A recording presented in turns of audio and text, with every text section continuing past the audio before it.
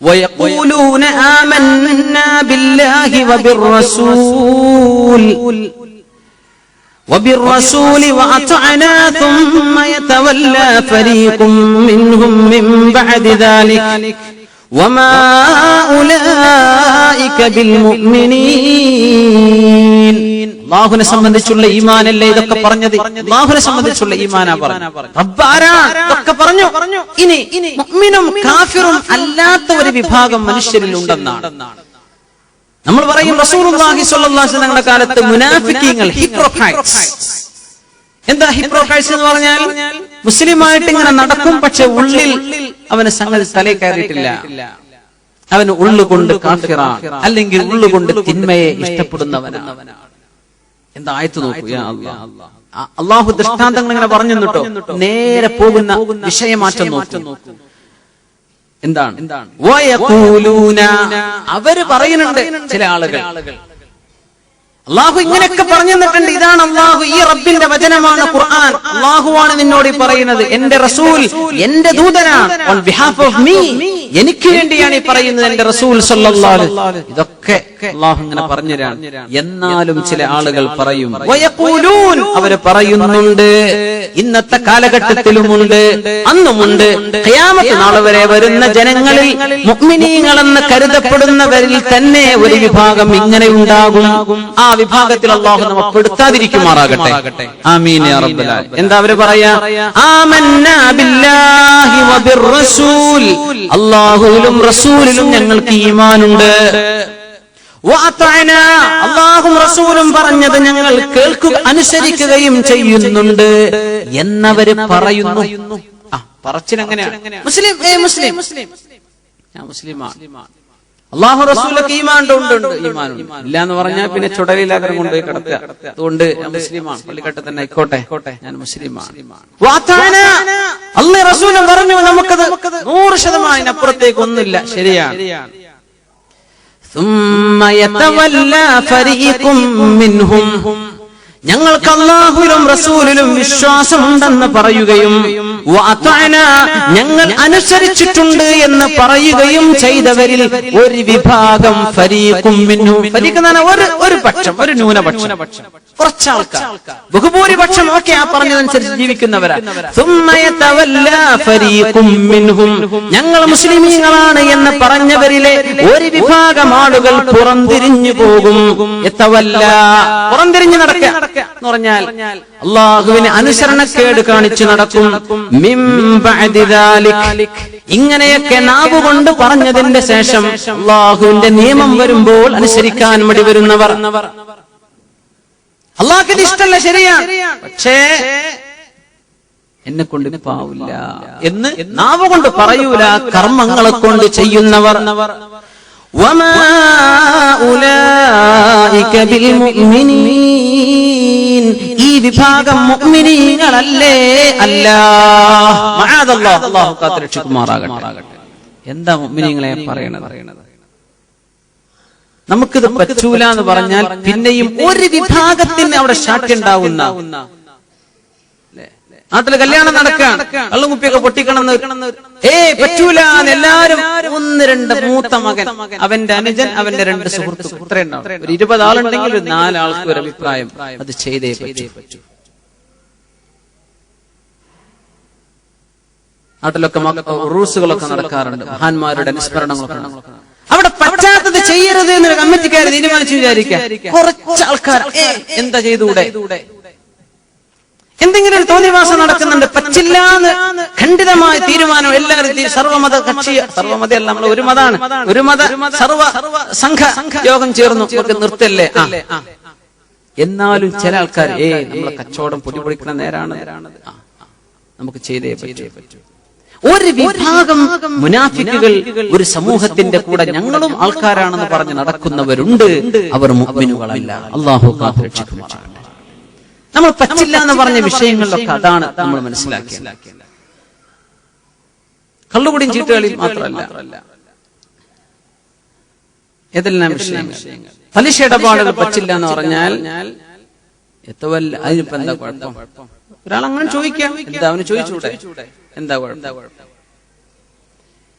Music പാടില്ല.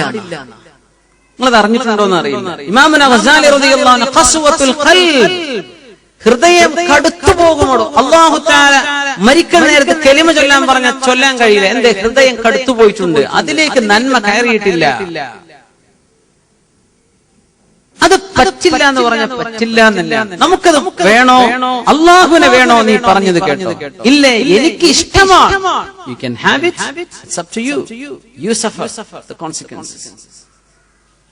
അള്ളാഹുവിന് പറ്റൂല എന്ന് പറഞ്ഞാൽ പിന്നെ എന്താണ്, ആരാ പിന്നെ അതിന് മസ്അല പറയും, ആരാണ് ഇത് ഹലാൽ എന്ന് പറയുന്നത്? ഏതെങ്കിലും ജാതിയിലോ ഏതെങ്കിലും ഏത് സംഘടന കൊണ്ടുവരും മ്യൂസിക് ഹലാലാണെന്ന് ആരെങ്കിലും പറയുന്നുണ്ടോ? ഇല്ല. പക്ഷെ ഈ മേളകളിൽ പോയിരിക്കുന്ന ആൾക്കാരാരാണ്? നമ്മുടെ നാട്ടിലെ ഫിലിം സ്റ്റാറുകൾ, സെലിബ്രിറ്റികൾ വരുമ്പോ നമ്മുടെ ക്ലബ്ബുകളിൽ മറ്റിടങ്ങളിൽ ഗാനമേ ആരാ പോകുന്നത്? നമ്മുടെ മുസ്ലിം ചെറുപ്പക്കാർ, മുസ്ലിം പെണ്ണുങ്ങൾ. ഇതാണ് വേദന, ഇതാണ് വേദന മുഅ്മിനീങ്ങളെ. പ്രത്യേകിച്ച് മലബാർ ഏരിയ പ്രദേശം ഒരുപാട് ആലിമീങ്ങൾ ഉണ്ടായ പ്രദേശമാണ്, സ്വഹാബത്ത് കടന്നുപോയ പ്രദേശമാണ് നമ്മുടെ നാട്. അവിടക്കുള്ള ചെറുപ്പക്കാർ സ്വലാത്തിന് മുമ്പിലാണ്, റബീഉൽ അവ്വലിന്റെ പ്രോഗ്രാമിന് മുമ്പിലാണ്, പക്ഷെ ഗാനമേളക്ക് ഒന്നാമത്തെ സഫ് തന്നെയാണ്. ഇത് പാടില്ലെന്നറിഞ്ഞാൽ പിന്നെ എങ്ങനെയാ പോവാ? ഫരീഖും മിൻഹും, കുറച്ചാളുകൾ അപ്പോഴും തിന്മയുടെ പക്ഷം ചേർന്ന് നിൽക്കും. അവരെ നിങ്ങൾ തിരിച്ചറിയണം. ഇതാണ് അല്ലാഹുവിന്റെ ആജ്ഞ. പറ്റില്ല എന്ന് പറഞ്ഞാൽ അത് പറ്റില്ല. ഞങ്ങൾ അല്ലാഹുവിനനുസരിച്ചു എന്ന് പറയാം. അല്ലാഹു തആല വിഷയമായി അത് ബാക്കിയൊക്കെ നമ്മൾ അനുസരിച്ചു.